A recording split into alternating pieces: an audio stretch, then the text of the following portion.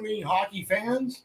This is Stephen Heisler with HeisHockey.com, the Victorious Hockey Company, and the Wild and Crazy Junior Hockey Discussion Group on Facebook.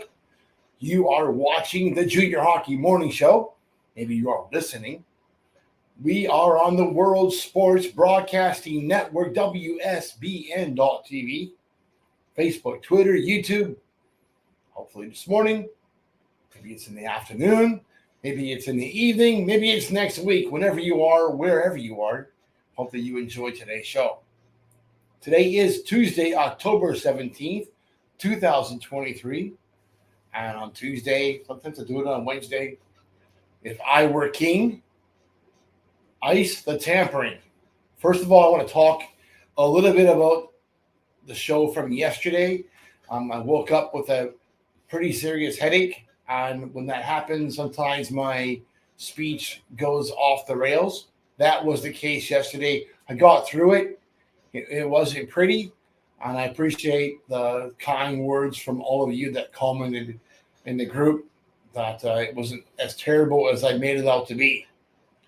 Regardless, today's topic is going to irritate a number of coaches because they are simply donkeys. And we'll get into that in a moment. If I were the king of hockey, and I'm not, one of the first things that must be eliminated is the practice of tampering. Now that we have your attention, let's just go ahead and say it. Coaches that try to poach players from other rosters lack respect for the game. There's no other way around it. Either the coach is one of the good guys or is simply on his way out of the game as a certified donkey. As I see it, we are talking about three different types of offenses here. So let's go through them. Poaching from a lower level. Team from a higher tier recruits player from lower tier without going through the lower tier team's coaching staff. For example, pay to play to free to play. When the free to play coach calls a pay-to-play player and says, come on up, we want to have a look at you, and that coach makes no contact with the lower level team, that's a pile of poop. That's a donkey move. We'll use that word quite extensively in today's show. Coaches that try to do this are essentially biting off the hand that feeds them. The higher level, those Daisy called me in the middle of my show, the higher level team should offer some type of trade or arrangement to the lower tier team. In the case of tier 3, the player has already compensated the team for the developmental cost, so the team deserves nothing but the handshake while benefiting from the team listed as a previous team. From tier 2, the tier 1 team should be compensating the tier 2 team that has endured the developmental expense. Should is a key word here. Doesn't happen very often. If a USHL team thinks they like a kid from the NHL and it's during the offseason, watch out. You get nothing for that. I understand that. From a higher tier, I'm not going to try and pull the wool over your eyes here. This section is all about the non-sanctioned leagues and their infatuation with themselves. Let's face it. The North American Hockey League and Canadian Junior Hockey League is going to have a difficult time trying to poach players from the USHL or the Canadian Hockey League or Major Junior. The problem here is that the continued pattern of abuse and misinformation that gets passed to prospects in regards to some of these non-sanctioned leagues. Those coaches continue to try and sell themselves as a league superior to that of the NAHL and a league superior to that of most of the teams or most of the leagues across Canada. And simply said, for the most part, that's donkey poop. There you go. I said it twice, 3 times, donkey. But the facts tell a completely different story. College commitments, they're not coming from the non-sanctioned leagues, are they? Maybe 1 or 2, really, directly from there? A year? And how many of those kids are really playing hockey? How many of those kids are being committed but really getting into games? That's a very minimal number indeed. On the ice, where all arguments of this nature should be settled, the non-sanctioned teams or leagues want nothing to do with having to face the NAHL or any of the Canadian Junior Hockey Leagues and the championship level competition. And that's exactly why they stay out of USA Hockey and Hockey Canada. Some non-sanctioned programs are running 100-plus players within the club structure, yet has to poach players from other leagues to remain competitive. Doesn't make a lot of sense.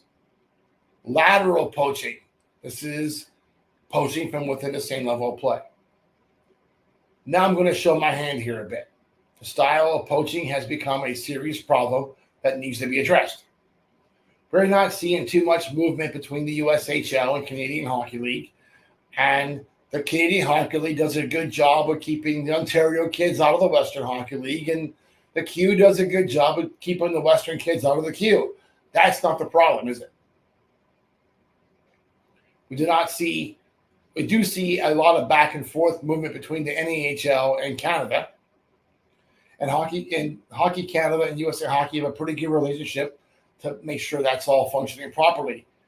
The British Columbia Hockey League's move to outside of Hockey Canada has complicated the issues a bit, but even those coaches and the NAHL coaches have a high level of respect for one another. So you see very little of this, and in-season movements are also pretty low number. The BCHL kids are kind of in a bit of a situation where they play a game after October 1st. They really can't go to any other program in Hockey Canada. So if they get dropped from the BCHL, they're going to try to find a place in the NAHL first. It's inevitable. It's going to create some loss stalls from NA kids, but the game it would overall enhance. The big issue is at the pay-to-play level.